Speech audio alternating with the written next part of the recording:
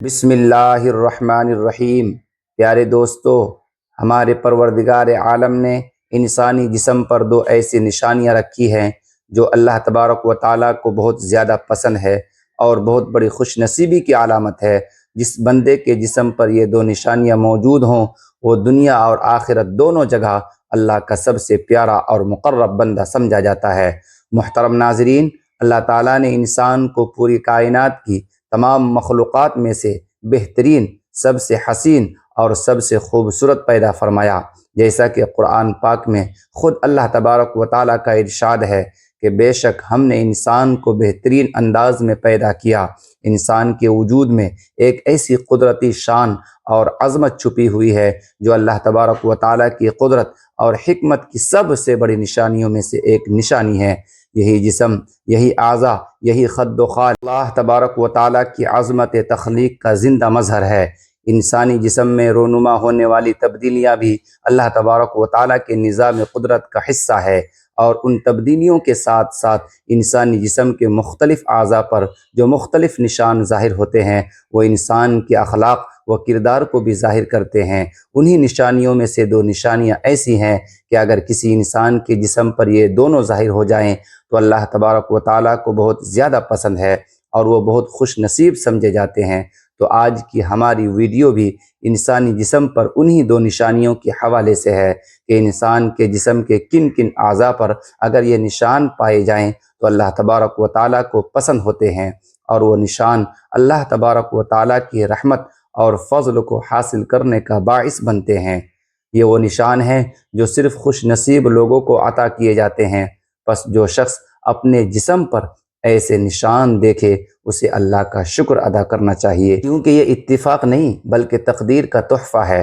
یہ اس بات کی علامت ہے کہ اللہ تبارک و تعالیٰ نے اسے اپنی خاص محبت اور رحمت سے نوازا ہے۔ خوش نصیب ہیں وہ لوگ جن کے وجود پر یہ نشان ہیں، کیونکہ یہ صرف جسمانی نہیں بلکہ روحانی علامتیں ہیں۔ تو ان دونوں نشانیوں کے بارے میں جاننے کے لیے گزارش ہے کہ ویڈیو کو آخر تک ضرور سنیں تاکہ آپ کو معلوم ہو سکے کہ ایسے کون سے لوگ ہیں جو اللہ تبارک و تعالیٰ کے خاص رحمت اور فضل کے حقدار ہوتے ہیں۔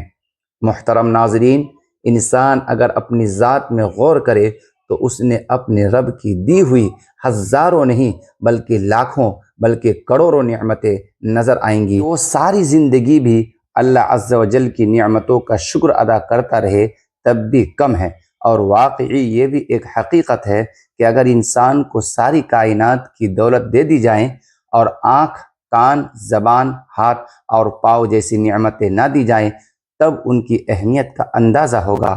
اللہ عز و جل کی ان نعمتوں کے شکر کی طرف ہماری توجہ تک نہیں جاتی، حالانکہ آنکھ اتنی بڑی نعمت ہے کہ یہ کوئی اندھے سے پوچھے، زبان کتنی عظیم نعمت ہے یہ کوئی گونگے سے پوچھے۔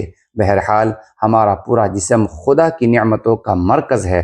محترم ناظرین، شکر دل کی اس کیفیت کا نام ہے جو نعمت کی عطا پر پیدا ہوتی ہے۔ بندہ اس نعمت کے حصول پر خوشی، اطمینان اور سرور پاتا ہے۔ اگر دیکھا جائے کہ بندے کے شکر اور حمد و ثنا کا کون مستحق ہے تو اللہ جل جلالہ کی ذات ہے، جس نے اپنے بندوں پر نعمتوں کے انبار لگا دیے، جس کا شکر تو درکنار ان نعمتوں کا شمار بھی ناممکن ہے۔ اگر تم ان کی نعمتوں کو گننا چاہو تو ان کا شمار نہیں کر سکو گے۔ پس جو شخص میرا ذکر کرے گا میں اس کا ذکر کروں گا، اور میرا شکر ادا کرو اور ناشکری نہ کرو۔ سب سے زیادہ شکر گزار بندے انبیاء علیہم السلام تھے۔ اللہ تبارک و تعالی حضرت ابراہیم علیہ السلام کے شکر گزاری کا تذکرہ فرماتے ہیں کہ ابراہیم اللہ کا شکر ادا کرنے والا تھا۔ اللہ تبارک و تعالیٰ نے حضرت نوح علیہ السلام کے شکر گزاری کا تذکرہ کیا کہ نوح ایک شکر گزار بندہ تھا۔ اللہ تبارک و تعالیٰ اپنے بندوں کو نعمت عطا کرتا ہے تو اسے شکر کی تعلیم بھی دیتا ہے۔ اللہ نے فرمایا، یاد رکھو تمہارے رب نے خبردار کر دیا، اگر شکر گزار بنو گے تو میں تم کو اور زیادہ دوں گا، اور اگر کفران نعمت کرو گے تو میری سزا بہت سخت ہے۔ شکر ایمان کی بنیاد ہے۔ اس کے 3 راستے ہیں۔ نمبر 1، اس بات کا اعتراف کہ یہ نعمت اللہ تبارک و تعالیٰ ہی کی عطا کردہ ہے، لہذا عطا کرنے والے سے ہی مانگنا اور سوال کرنا اور اسی کی عبادت کرنا۔ نمبر 2، زبان سے اس کی نعمتوں کا اقرار کرنا۔ نمبر 3، اعضاء کا شکر، اپنے جسم کو اللہ کی اطاعت میں جھکا دینا اور اللہ کی نواہی سے اجتناب کرنے کی ہر ممکن کوشش کرنا کہ ان اعضاء کو اللہ کی نافرمانی میں نہ لگائیں۔ یہ عملی شکر ہے۔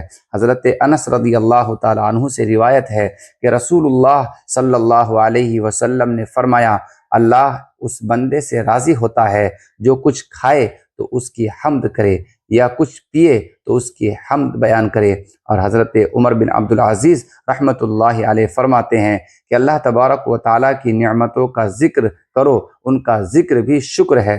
حضرت عائشہ رضی اللہ تعالیٰ عنہا سے روایت ہے کہ رسول اللہ صلی اللہ علیہ وسلم نماز کے لیے اتنی دیر کھڑے ہوتے کہ آپ کے پاؤں پھٹ جاتے۔